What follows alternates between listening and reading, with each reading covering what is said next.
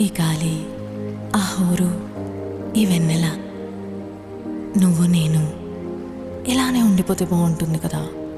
ఉండిపోదాం. ఎలా? టైం అయిపోతుంది కదా. ఆపేద్దాం. అలా సినిమాల్లోనే అవుతుంది. అయితే అక్కడికే వెళ్దాం. ఏ హీరో, అలా ఎలా? ఓయ్ హీరోయిన్, ఇలా